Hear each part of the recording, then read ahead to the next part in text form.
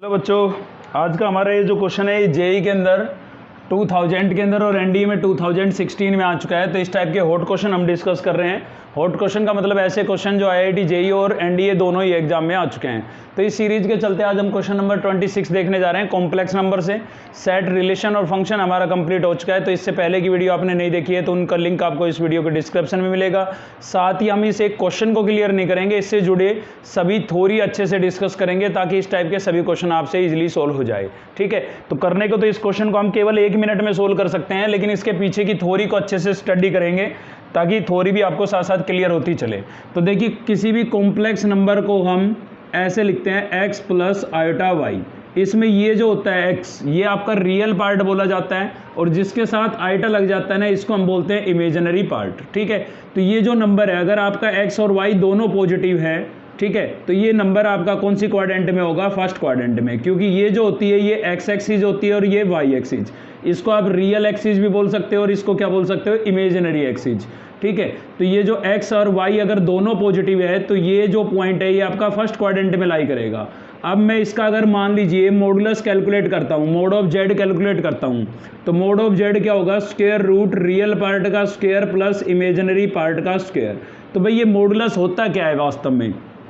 ये उस पॉइंट की ओरिजिन से डिस्टेंस होती है, क्योंकि ओरिजिन पर x और y दोनों की वैल्यू 0 होगी और यहाँ पर x आपका x है और y आपका y, तो दोनों के बीच में जब आप 10th क्लास का डिस्टेंस फॉर्मूला अप्लाई करेंगे ना तो आपके पास यही आएगा। ठीक है, यानी कि मॉडुलस क्या हुआ? किसी भी पॉइंट की ओरिजिन से जो डिस्टेंस होती है, डिस्टेंस फ्रॉम ओरिजिन हुआ मॉडुलस। ठीक है, अब ये जो मॉडुलस वाली लाइन है ना, ये पॉजिटिव एक्स एक्सिस के साथ जो एंगल बनाती है, इसी एंगल को हम बोलते हैं आर्ग्यूमेंट। क्या बोलते हैं? Argument of complex number.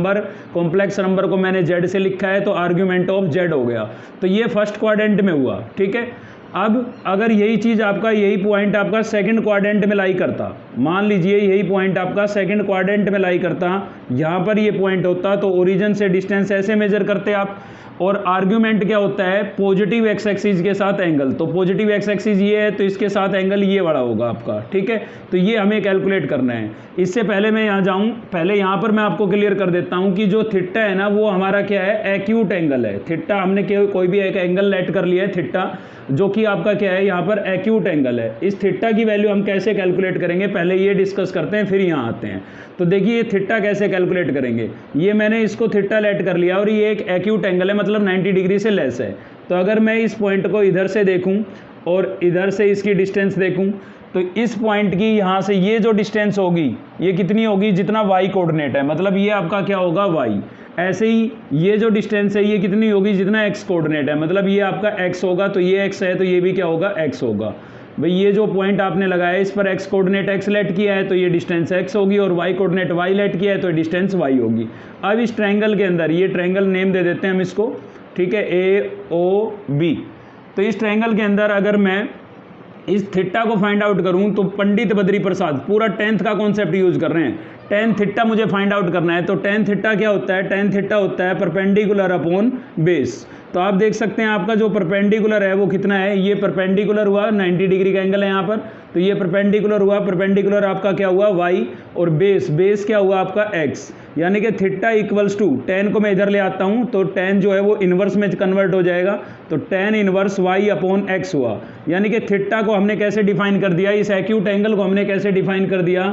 tan inverse y upon x। इस बात को आप ध्यान दें। ठीक है, अब बात करते हैं आर्ग्यूमेंट की। तो आपका जो फर्स्ट क्वाड्रेंट में अगर पॉइंट है तो आपका थीटा ही आपका आर्ग्यूमेंट होता है, क्योंकि ये क्या है? Angle with positive x axis. ठीक है, तो फर्स्ट क्वाड्रेंट में तो क्या हो गया? मैं यहाँ पर लिखता हुआ चलता हूँ। अगर हम फर्स्ट क्वाड्रेंट की बात करें, फर्स्ट क्वाड्रेंट में आर्ग्यूमेंट की बात करें, तो आपका जो आर्ग्यूमेंट होगा, यानी कि ARG से लिखेंगे शॉर्ट फॉर्म में, और आर्ग्यूमेंट क्या होगा? थीटा ही होगा आपका, वो एक्यूट एंगल ही होगा, क्योंकि ये एक्स एक्सिस के साथ ही तो बना हुआ है। अगर इसी बात को हम सेकंड क्वाड्रेंट में डिस्कस करें, सेकंड क्वाड्रेंट के अंदर, ठीक है, तो सेकंड क्वाड्रेंट में जो है आपका आर्ग्यूमेंट क्या होगा? आर्ग्यूमेंट ऑफ जेड क्या होगा आपका? वो यहाँ पर देखते हैं। देखो, आर्ग्यूमेंट है ये पॉजिटिव एक्स एक्सिस के साथ ये वाला एंगल बन रहा है, तो आपका थीटा कौन सा होगा? ये थीटा कौन सा होगा? तो थीटा है एक्यूट एंगल। आपको पता है ये एक्यूट नहीं है, ये 90 से ऊपर चला गया, तो एक्यूट इधर मिलेगा। ठीक है, एक्यूट ये है, ये आपका थीटा होगा।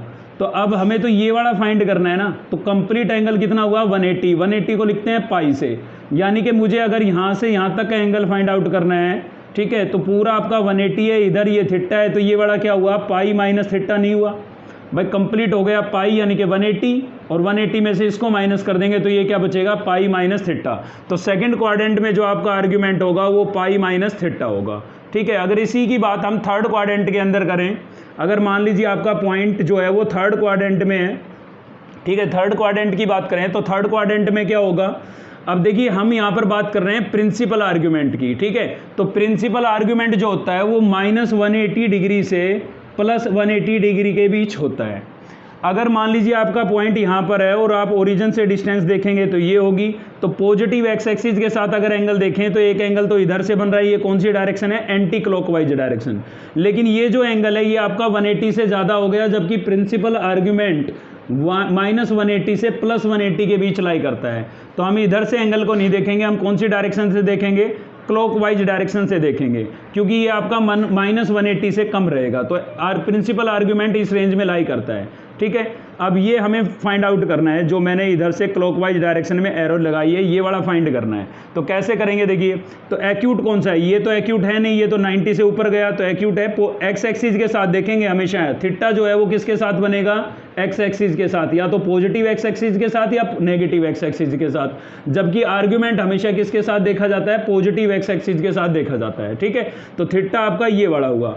अब देखिए ये था 0 डिग्री, इससे क्लॉकवाइज डायरेक्शन में आएंगे तो यहाँ पर -90 डिग्री बनता है। 0 से नीचे चलेंगे नेगेटिव एंगल आते हैं, ऊपर चलेंगे पॉजिटिव एंगल आते हैं। मतलब क्लॉकवाइज डायरेक्शन में चलेंगे सारे नेगेटिव आएंगे, अगर ऐसे चलेंगे एंटी क्लॉकवाइज डायरेक्शन तो सारे पॉजिटिव आएंगे। तो यहाँ पर आपका -180 आएगा। अब मुझे तो ये एंगल फाइंड आउट करना है, ठीक है। ये इतना यहाँ से यहाँ तक मैंने थीटा लेट कर लिया, तो ये कितना होगा, देखो 0 से इधर तक पूरा टोटल, ये टोटल कितना हो गया, -पाई। तो थर्ड क्वाड्रेंट की अगर हम बात करें तो थर्ड क्वाड्रेंट में आपका जो आर्ग्यूमेंट होगा वो क्या होगा, यहाँ पर मैंने लिख दिया आर्ग्यूमेंट ऑफ जेड क्या होगा। तो देखिए यहाँ से यहाँ तक पूरा कितना होगा, -पाई होगा, तो मैंने लिख दिया -पाई, ठीक है।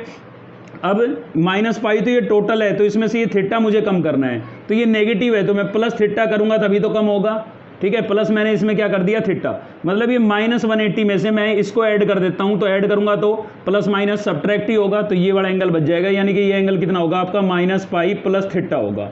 तो ये हो गई बात थर्ड क्वाड्रेंट की। अगर इसी की बात हम फोर्थ क्वाड्रेंट में अगर करते हैं कि फोर्थ क्वाड्रेंट के अंदर अगर आपको प्रिंसिपल आर्ग्यूमेंट कैलकुलेट करना है, ठीक है, प्रिंसिपल आर्ग्यूमेंट जो होता है वो इस वाली रेंज में होता है, ये क्लियर करेंगे आप। तो अगर फोर्थ क्वाड्रेंट की बात करें हम, मान लीजिए आपका जो पॉइंट है वो फोर्थ क्वाड्रेंट में यहाँ पर, तो आपको पता है भाई ये एंगल बनेगा आपका, ठीक है, ये पॉजिटिव एक्स एक्सिस के साथ ये वाला एंगल होगा, यानी कि यही आपका क्या होगा, प्रिंसिपल आर्ग्यूमेंट होगा। साथ ही जो थीटा होता है हमारा एक्यूट एंगल होता है वो होता है 90 से लेस। तो अगर हम यहाँ से इधर से देखेंगे तो 90 से तो बड़ा हो जाएगा ना ये, तो इधर से ही देखना है, मतलब यही आपका थीटा होगा। लेकिन 0 डिग्री से यहाँ पर -90 डिग्री है, तो ये जो एंगल बनेगा आपका क्या होगा, ये माइनस थीटा बोलेंगे ना। 0 से नीचे की तरफ आएंगे तो सारे एंगल नेगेटिव आएंगे, -10 -20 -30, तो ये माइनस थीटा बोल दिया हमने। हमें पता क्या पता भाई थीटा की वैल्यू क्या है, तो इसको हमने क्या बोल दिया, माइनस थीटा। यानी कि आर्ग्यूमेंट जो होगा आपका फोर्थ क्वाड्रेंट में वो क्या होगा, माइनस थीटा होगा। तो ये रिजल्ट्स आप याद रखेंगे, सभी किसी भी क्वाड्रेंट में आपका पॉइंट लाई करे तो ये हमने क्या कैलकुलेट कर लिए हैं, प्रिंसिपल आर्ग्यूमेंट कैलकुलेट कर लिए हैं। कैसे कैलकुलेट किए हैं वो शायद आपको क्लियर हुआ होगा, फिर भी कोई प्रॉब्लम है तो वीडियो को एक बार फिर से देख लीजिएगा। तो चलिए अब चलते हैं हम क्वेश्चन पर। तो देखिए क्वेश्चन में क्या बोला गया है कि भाई ये बोल रहा है कि argument of Z is less than 0। Argument of Z जो है वो लेस देन 0 है, मतलब 0 से छोटा है, ठीक है, 0 से छोटा है मतलब नेगेटिव है, ठीक है। उसके बाद क्या बोल रहा है भाई कि आर्ग्यूमेंट ऑफ -z और माइनस आर्ग्यूमेंट ऑफ z किसके इक्वल होगा, ये आपको कैलकुलेट करना है। तो हम तो 4 की 4 क्वाड्रेंट के अंदर कैलकुलेट कर चुके हैं, अब इजीली कैलकुलेट कर सकते हैं। तो देखिए हमने एक कोई भी एक कॉम्प्लेक्स नंबर लेट कर लिया है, z equals to x plus iota y, ये नंबर लेट कर लिया हमने, z equals to x plus iota y है। अब देखिए यहाँ पर क्या बोला गया है कि आर्ग्यूमेंट ऑफ z जो है वो लेस देन 0 है, लेस देन 0 मतलब नेगेटिव है, यानी कि आर्ग्यूमेंट ऑफ z जो है आपका वो क्या है, माइनस थीटा है, ठीक है।